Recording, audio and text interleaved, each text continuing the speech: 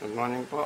Ngayon po ay mag-harvest tayo ng ating ginawang fermented fruit juice, yung ating organikong pandilig at pang-spray sa ating mga halaman. Ito po yon, ating fermented fruit juice. Banana po yan, saging. Binuro po natin ng isang buwan. Ngayon po ay harvestin na natin. And then pagkatapos natin i-harvest, ayan, meron pa tayo na harvest kanina. Muli natin yan ibabalik dito. Pag nakuha na natin katas, ibabalik natin dito ulit yan para muli natin i-ferment kasi marami pa po yan, buo pa po yan. Sa 1 kilong prutas, 1 kilong asukal din po ang ating ilalagay. Asukal na pula kasi wala pong chemical yung pula. Ngayon kung meron kayong molasses, pwede po yung molasses. Dahil wala pong molasses dito sa Manila kung mabili, kaya asukal na pula aking ginagamit.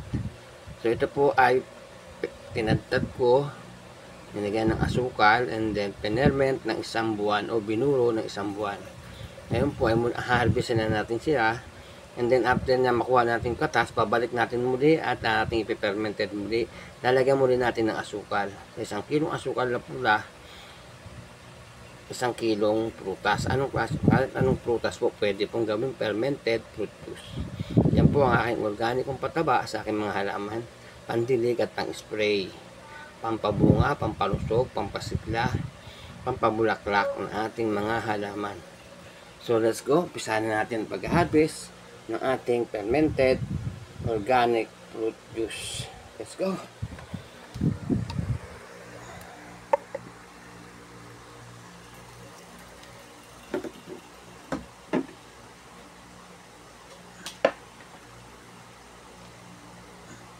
Ito po yung malinis na tela natin gagamitin para makuha natin at walang makuha natin yung katas.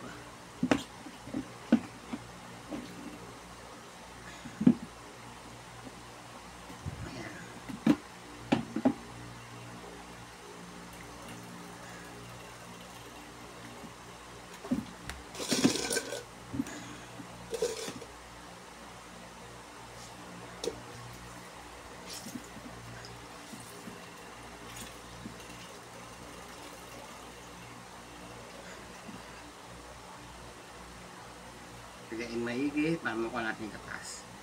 And then muli natin siyang ibuburo up ng 1 buwan muli gamit ang asukal na pula. 1 kilong asukal, 1 kilong prutas, 1 kilong asukal din. Kung mayroon kayong molasses po ang gamitin nyo. Kasi wala po akong molasses, kaya asukal na pula na lang aking nilalagay. Effective naman po ang asukal na pula. Dahil mas maganda po sana kung may molasses, ay talagang napakaganda po.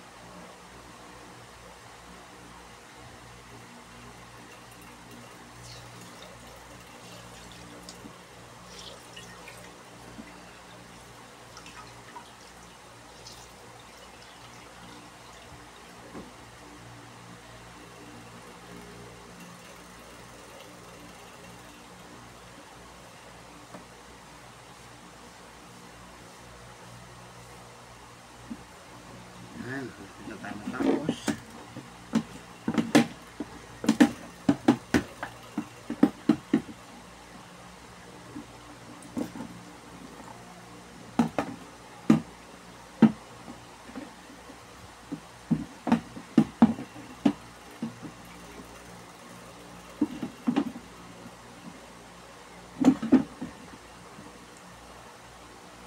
Tapos muna nyo mapiga, kuhain katas, ilagay natin sa malinis na lagyan, garapon o sa galon. Kailangan po malinis para hindi po masira yung ating fermented fruit juice. Kailangan laging malinis lahat.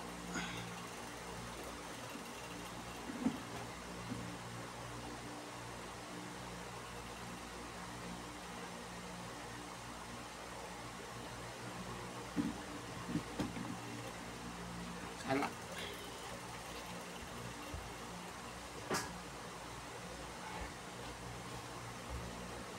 Ganda tayo ng strainer.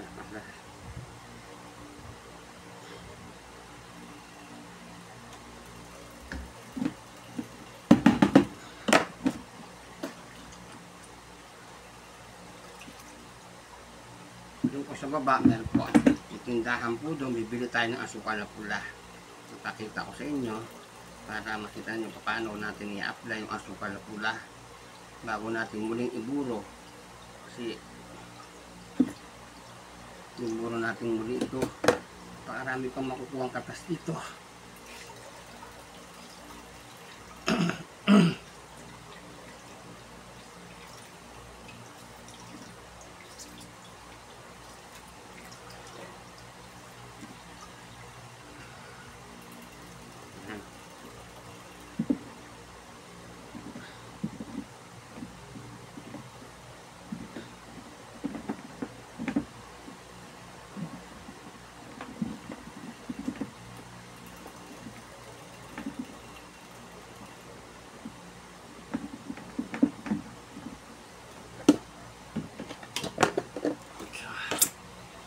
Sali na natin dito sa malinis na lalagyan.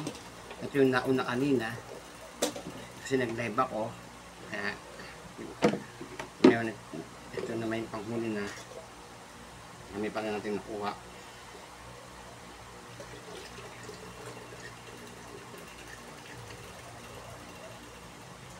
Kung saan yung punuin kasi mag-evaporate pa po yan. Kailangan may butas po yung takip, kaya huwag nang masyadong isara. Binutasan natin ito mamaya kasi pag hindi natin binutasan niya, puputok po yan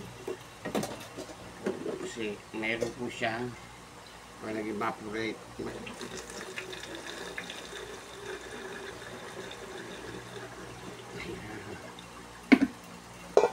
Samantala, takpan muna natin baka matapon.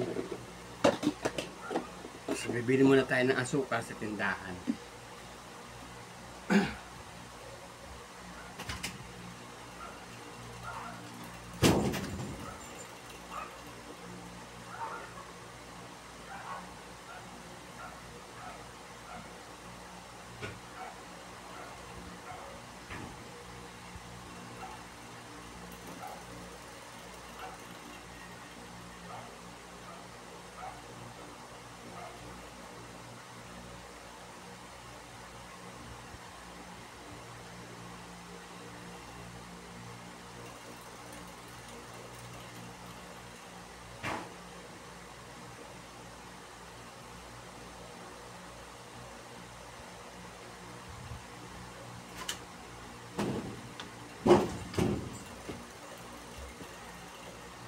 Saglit lamang po, bibili lang ako ng asukal para pakita ko sa inyo kung paano tayo mag-fermented po. Mga 5 minutes lang po. Yan lang po kayo.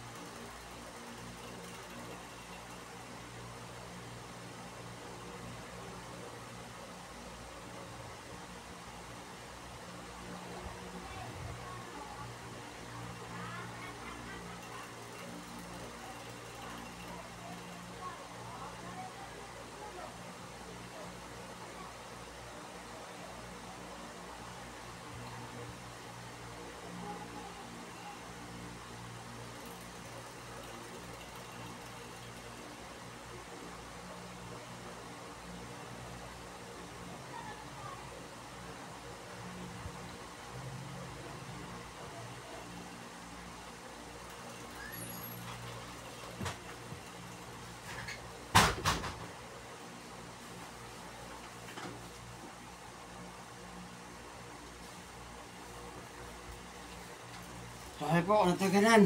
Bumili po tayo ng asukal. Ayan. Kasi muli natin titimplahin itong ating fermented. Fermented natin muli. Para kasi marami pa tayong makukuha dito. Na.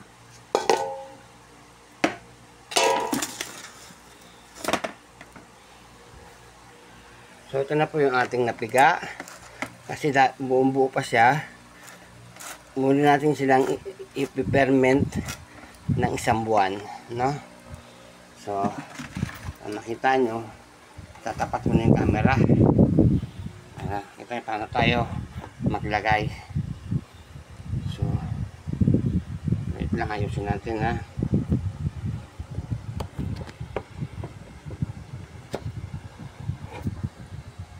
Matutumba. Matutumba. Huwag naman. Pipili natin ito. Matutumba eh. Ako magsak.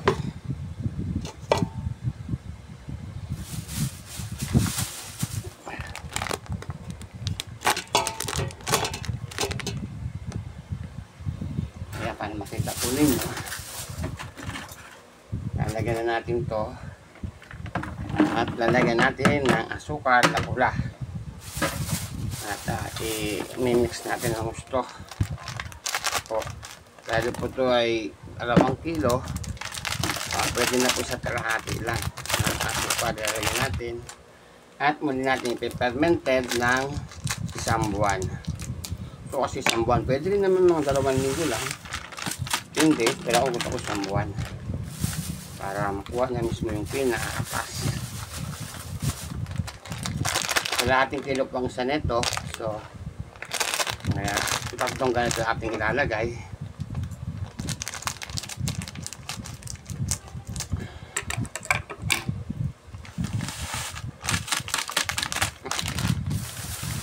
Narinit naman yung ating kamay. Kasi nga nagugutan mo kasi para hindi masira yung ating fermented. Ito po ang tinatawag na fermented fruit juice. Kapag isda naman po yung ginamit, fermented fish juice. At kapag mga gulay naman, mga green leaf, fermented vegetable juice. Yun po. Balik natin ang konting mga katas para saan natin pigain.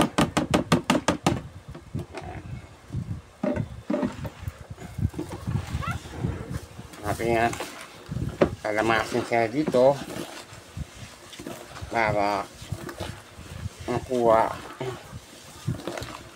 maghalos lang mabuti yung saging.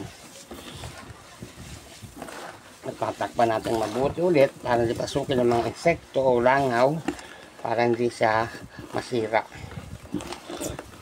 hindi mapasok ng mga bad bacteria. Kailangan natin yung good bacteria galing sa fermented fruit juice.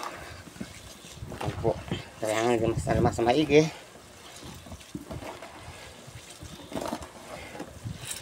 Mula natin tatakpan at ilalagay sa lilim.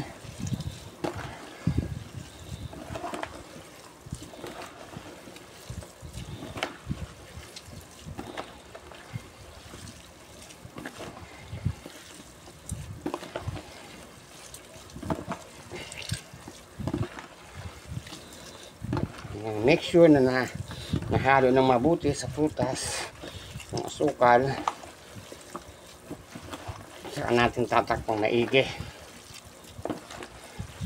upang pasukin ng mga insekto. Ito po ang ating palaging ginagamit sa ating organic rooftop gardening ni Manny Jun. Ang ating mga fertilizer na organic.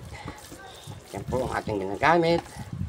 Fermented fruit juice, fermented fish juice, at fermented vegetable juice. Yan po ang tinatawag na FPJ, FFJ, at FBJ. So, okay na po. Tatakpan na po natin. Yan. And then, pupunta na po tayo sa taas. Papakita ko po sa inyo. Ito po ay saging na prutas. Pwede po kahit na anong prutas ang gamitin ninyo. Ngayon, aakyat po tayo sa taas at pakita ko po sa inyo yung ating saging. Harvestin na naman natin kasi may hinog na. At yung iba kakainin natin, yung iba napapahinog pa natin. Yung iba kainin natin. Yung iba naman ay ating gagawing fermented fruit juice. So, magugas ako ng kamay at isasama ko sa itaas para sa ating pagka-harvest ng saging.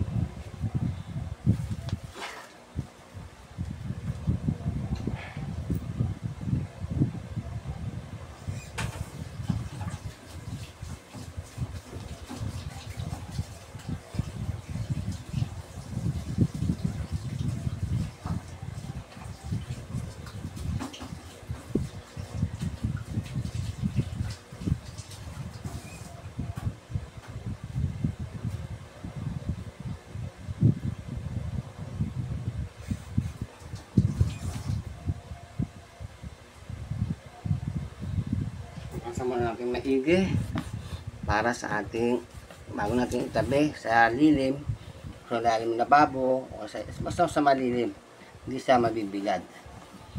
Yan, silyado na po yan, takip na po, hindi na mo mapapasok ng mga langaw.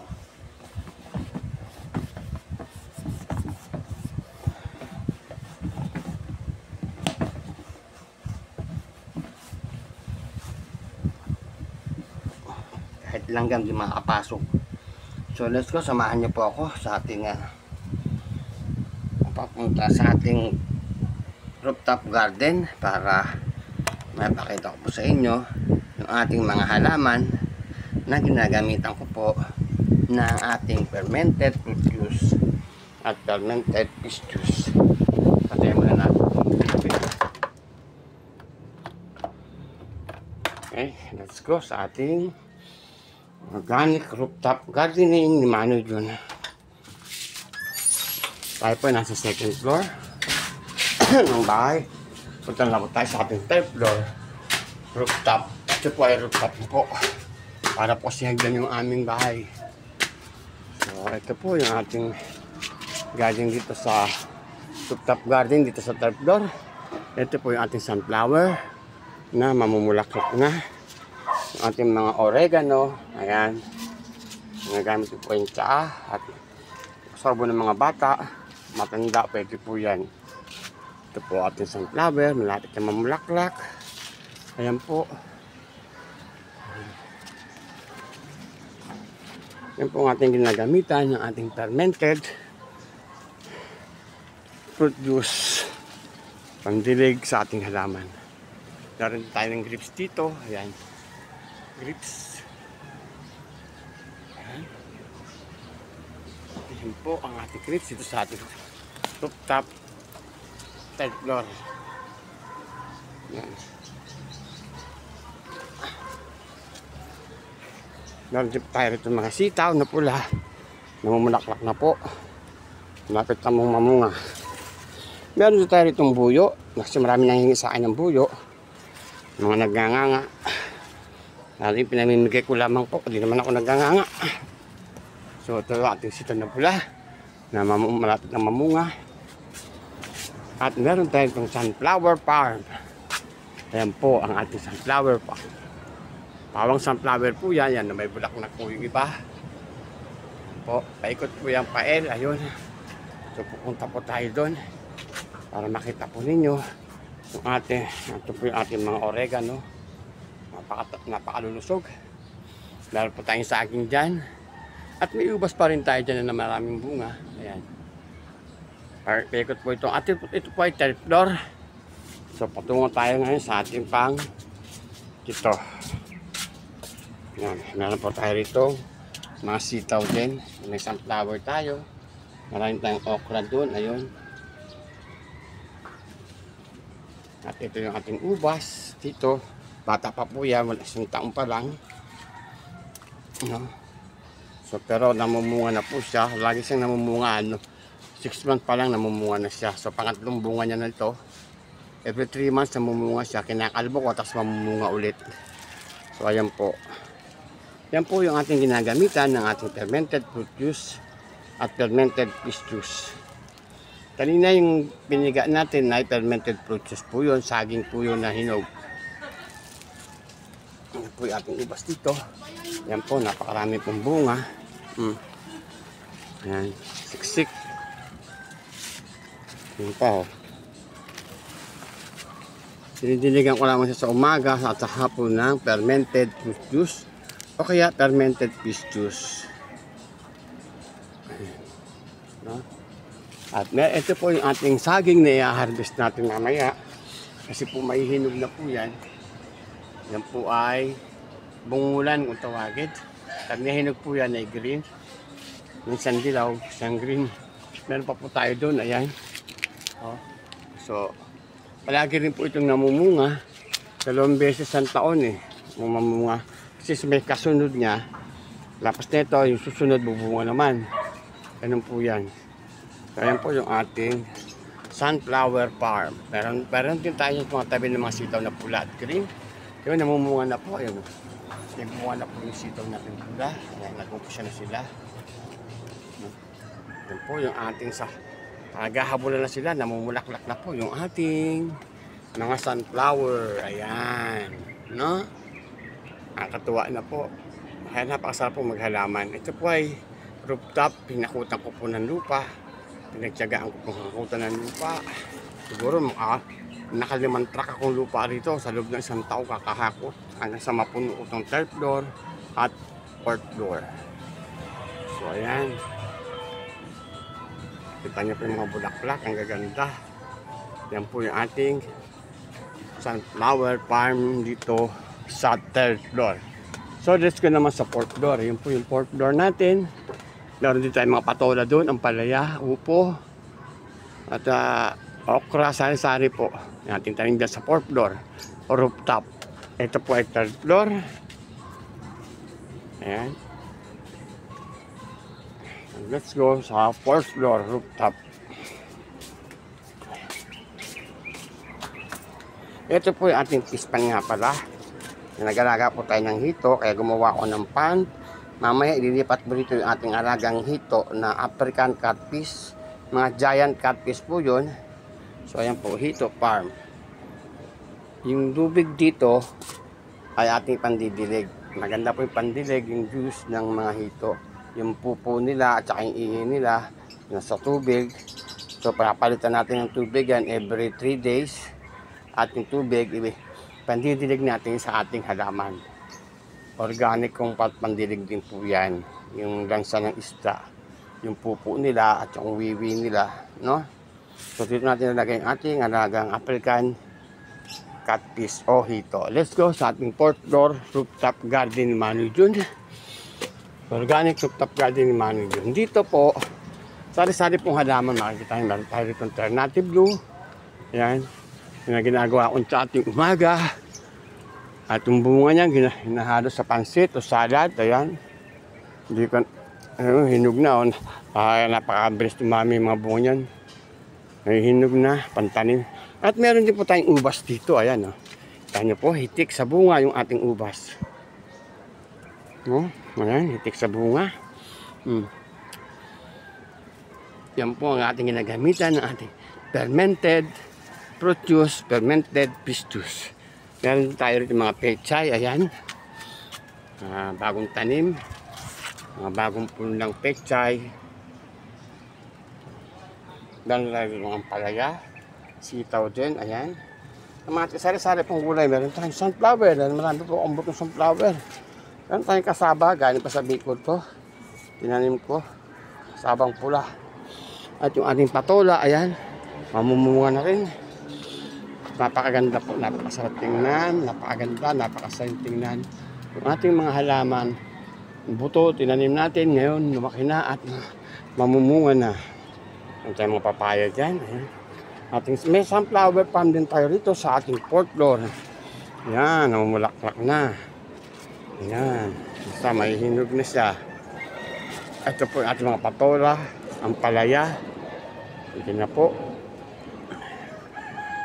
Meron din tayong alternative blue.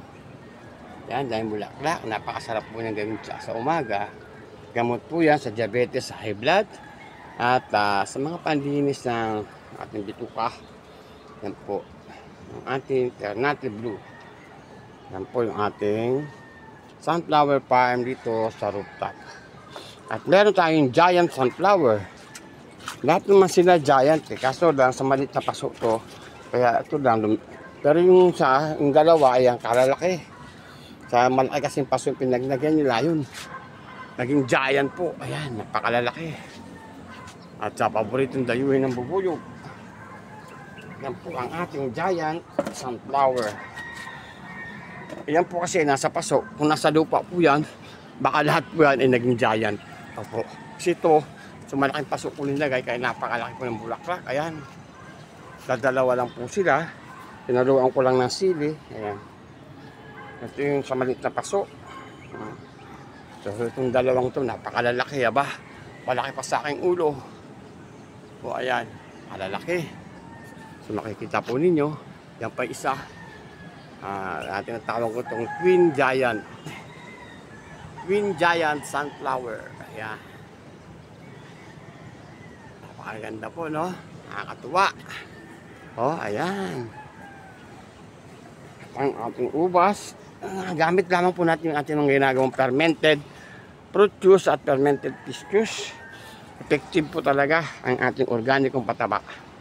So ayan, hitik po sa bunga yung ating mga halaman. Ubas natin, ayan, lahat namunga, siksik, liglig. Kahit saan kung tumingin, may bunga. Ayan.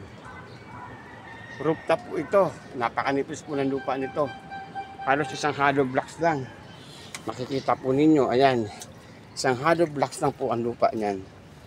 Pero yan po ay napakatabang lupa sapagkat ating pong dinidecompose yung mga gulay, prutas na tinadtad, hinahalo na sa lupa upang maging mataba. Plus, ginagamit natin pandilig ay fermented fish juice at fermented fruit juice. So, ito po yung ating fermented fish juice. Ating pong kakatasin ito mamaya ulit. Ayan. Kasi isang buwan na rin po ito. So, ating pong kakatasin yan namaya. So, ayan. Nakasilyado pa po. Isang buwan na po natin na-permit to. So, kailangan natin kunin yung katas. Ito po yung mga isda. Bali, 4 na kilong isda po ito. At mamaya na po, papakita ko po sa inyo. Fermented fish juice po yan. Ayan. No? Isda po yan, isda. So, ito po yung ating hito. Magpapalit po tayo ng tubig ngayon kasi malabo na. Kukunin natin yung malalaki at ililipat natin doon sa fish pond sa baba. Kasi kinakain na nila yung maliliit. Kaya pipili natin yung malalaki at ililipat na natin doon sa pond nila. Iiwan natin dyan yung maliliit nila.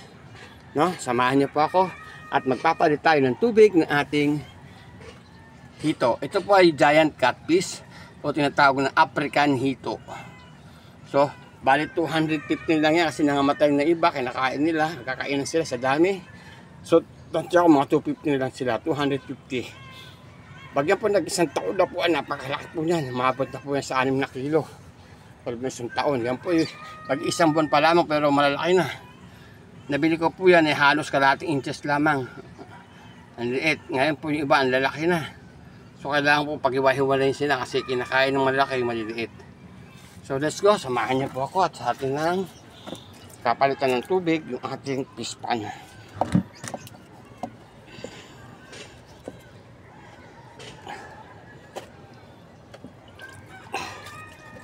Kailangan tama.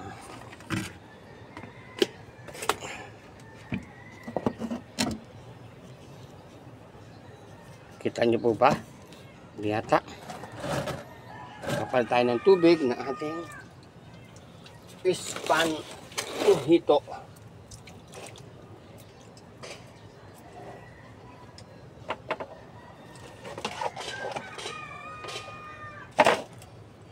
Marami na po siya, kailangan mapalitan na.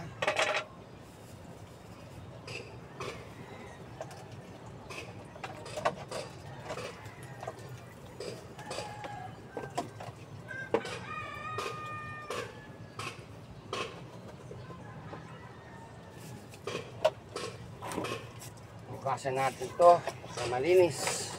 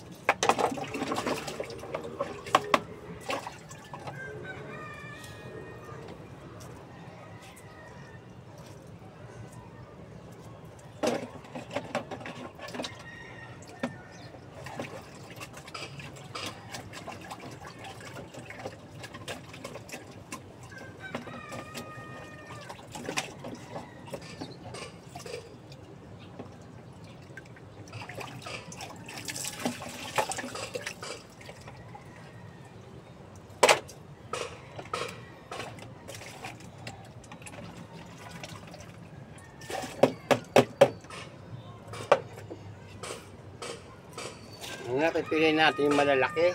Ililipat natin doon sa ating ginawang pan. No?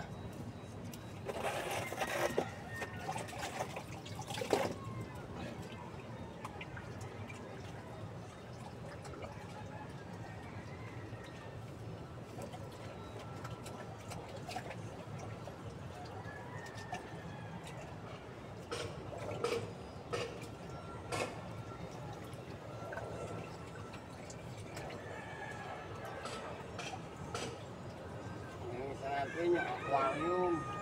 Pagkain natin mga lumot. Malinis sila.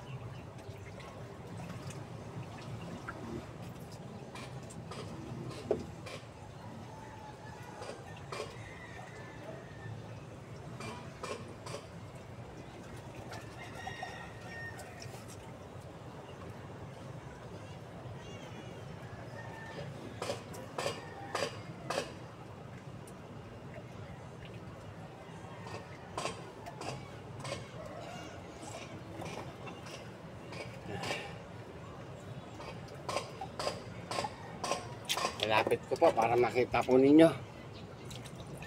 ang ating mga hito. Yan po ay binili ko 300 pieces. Namatay na po iba. Mga 250 na lang siguro yan. Kasi nagkakainan na po sila. Malaki na po kasi iba maliliit. Matatakaw yung malalaki. Kaya mabilis tumaki. Daig po yung maliliit. So kaya hiwalay natin yung malalaki para lumaki naman yung maliliit. Napakaganda po. Nabili ko po yung mga half inches lamang. Ngayon po nasa 6 inches na, iba 5. Hindi pa sabay-sabay ang paglaki. Conforme sa kung sino matao kumain. Kung sino barako na namamarako para maraming makain. So everyday po nagpapalit tayo ng tubig para manatiling malusog, masigla yung ating mga hito. Kasi malabo na po yung tubig nila dahil sa kanilang pagkain. Plus yung kanilang pupo, yung kanilang wiwi, sama-sama na po. Kaya kung di po natin papalitan niya, malalasang po ang ating isda. Anumang isda, anumang alaga ninyong isda. So kailangan laging malinis ang inyong tubig. Kailangan laging bagong palit. Lalo na ganyang karami, napakarami po. Kaya araw-araw kailangan magpalit. Ayan, ating tubig ay nawasa. Pero yan po ay sinahod ko na po yan kanina madaling araw. At ito naman ipapalit natin kasi kahapon pa to. Nag-evaporate na yung chlorine yan, nasa galon. Ipapalit natin yan dito. Wala na pong chlorine yan kasi nag-evaporate na yan. 24 hours na po yan, naka-evaporate. So, ito naman ating kinukuha. Ito po yung fish juice na tawag nila, no? Vermi juice ng hito. Diyan na po. Ito po yung ating pandilig sa ating mga halaman. Yan. So, dyan sa ubas, sa mga sunflower, naglaki na. Ubas natin, hiklig at siksik ng bunga. Plus yung ating ampalaya, kaharvest lang natin kahapon. So kaya may mga bunga pa po yan na ating pinapalaki. No? Harvest na natin kahapon. So may mga palibagong bunga na naman siya. Ayan. Dito. Hanggang baba meron. No? Ito. Pwede na pong i-harvest pero hindi ko na kinuha. Marami tayong nakuha kahapon. Meron pa tayo dito mga daming ubas dito, oh. Siksik po ang ubas. Kahit saan ka tumingin, liglig, maapaw yung ating mga prutas dahil sa ating fermented fruit juice. Ayan. No? Iba, naihinog na po. Ayan. Ito po ay 3 beses din mamunga sa isang taon. Ating po binabalot kasi kinakain ng mga ibon at ng paniki. Sayang po. Ayan. Kahit saan ka tumingin, may bunga, oh. Ayan. Dami po, no? Ating kamyas din po doon, namumunga na rin. Sabay-sabay na po sila. Ano po ang ating ginagamitan ng ating mga organikong pandilig, fermented fruit juice at fermented fish juice. Ako'y tuwan-tuwa doon sa dalawang ating giant sunflower. Yan po. Nakatuwa po talaga, oh. Kalalaki. Ang laki ng, malaki pa sa aking ulo. Malaki pa sa aking mukha. Oh, no? Lalo ito, napakataas. Mga na po tayo sa bangko. Ayan, no? Kasi nasa 12 feet na po ito. Tayo 5 feet lang. Oh, kalalaki, aba. Yan po ay kainamang ginamitan ng ating fermented fruit juice at fermented fish juice. So, yan. Kita nyo po. At ito, sa maliit lang nakalagay, maliit na paso, kaya maliit din siya. Pero kung ito po ay sa lupa, ay lahat po yan, ganyang kalalaki. Mga giant po. Ganot ang ginagamit natin ay fermented fruit juice at fermented fish juice. Kita nyo po ninyo, ang bunga ng ating ubas. Titik sa bunga, kahit saan ka tumingin, may bunga. Ayan, hanggang dun. Ayun pa, oh. Ayun pa. Napakarami po bunga ng ating ubas. Liglig, siksik, umapaw. Ito, kinain na ng ibon. Puti, tinilang pa ako. O yan pa, kahit saan ka tumingin. Oh, di po ba't napakabisa yung ating fermented fruit juice at fermented fish juice. Yung ating patola, ayan, nag-uunahan na rin mamulaklak, mamunga na rin po. Oo, may bunga ng patola natin, ayan, oh. Oh. Oh, ayan, oh, may bunga. Yung upo natin, ayan, oh. Upo, pinapahinog ko po yan para pantanim. No? Karaming bunga, ano? Kapakasarap po magtanim. So, atin na po ayusin muna yung ating fish pan, ating mga hito, at tayo magpapalit ng tubig. Tignan natin ng konti. Ayan.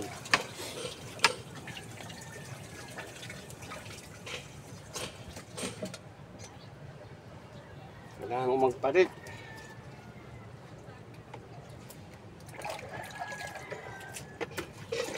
Kasi malalason yung ating mga hito. Hindi tayo nagpalit.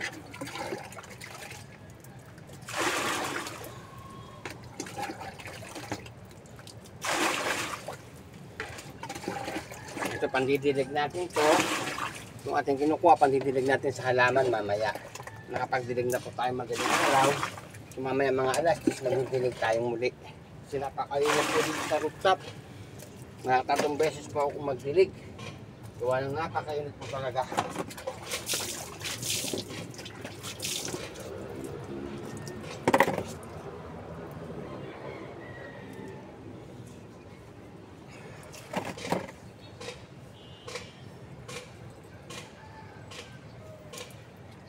Piliin na po natin yung ating mga hito.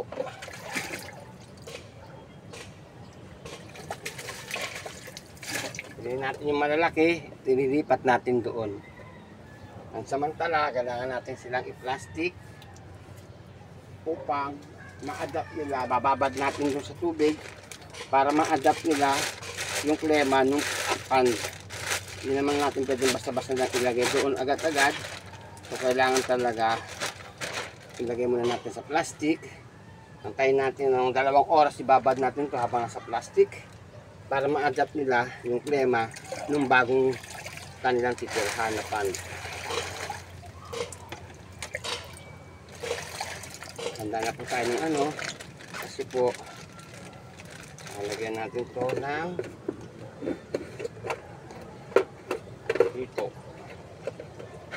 ito hita.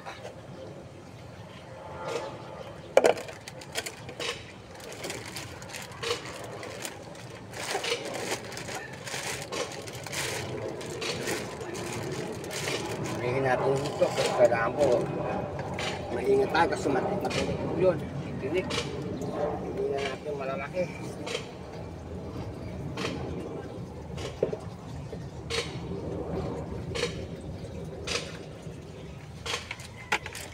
Yung iba kasi maliliit, kaya pipiliin natin yung malalaki, ililipat natin sa pan.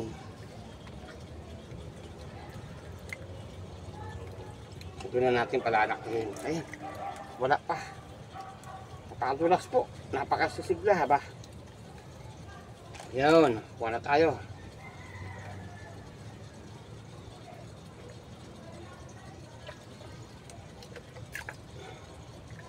Kuha muna natin dito sa balde.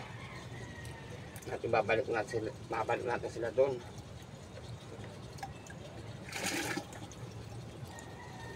Pipiliin natin yung malalaki.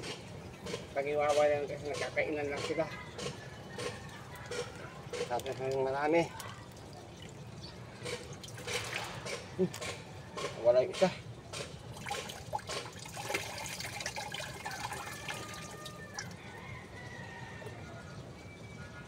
Kita po ninyo. Pinakain ng malalaki yung maliliit. Ayan. Sa dami nila, kahit may pagkain, sila po nagkakainan din pag gutom. So kaya iiwalay na natin yung malalaki.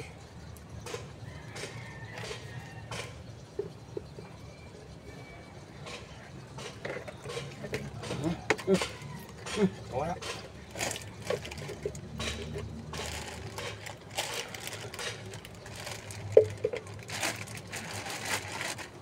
Lang. Lang kayo. Kunin natin yung mga malalaki na kumakain ng kapwa nila hito. Dapat buha tayo ng pansala saglit lang. Nahirapan ako.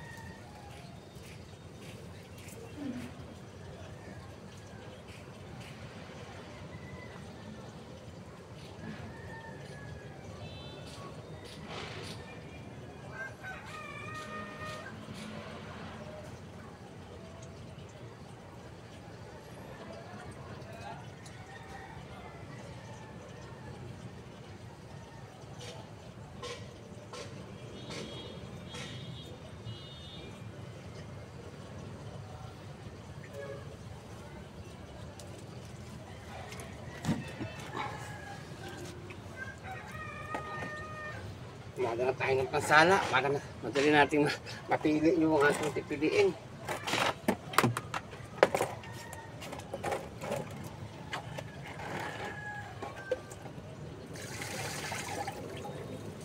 Piliin natin malaki.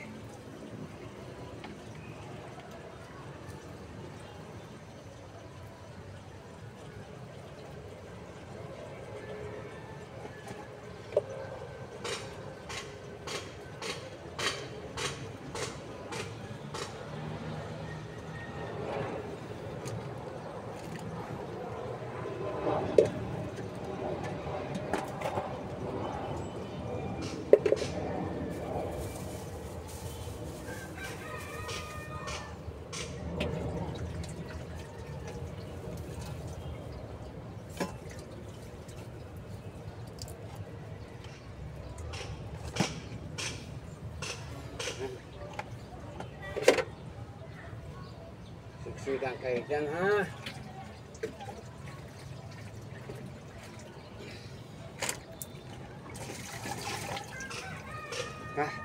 Lapit ko na po sa inyo para inyo pong makita. Hirap po manood ng malayo.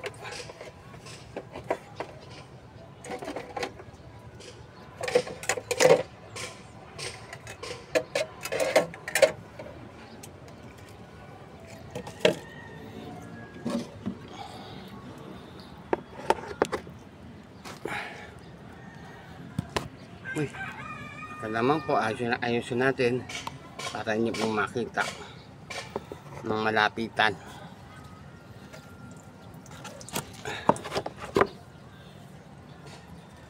Ayan.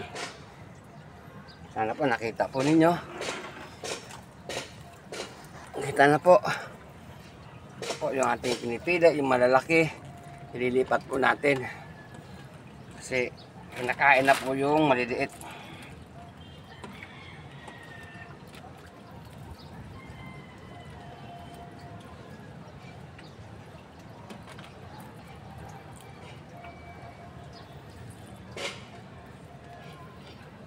Yung malalaki lamang po yung ating kukunin.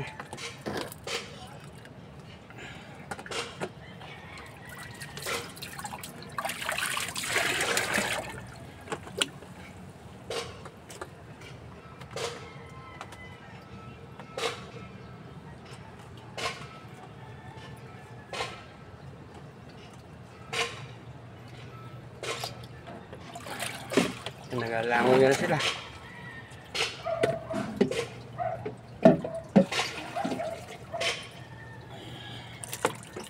Yan, oh. May natin malaki. Ito, laki, oh. Nagawa. Ay. Kadudulas.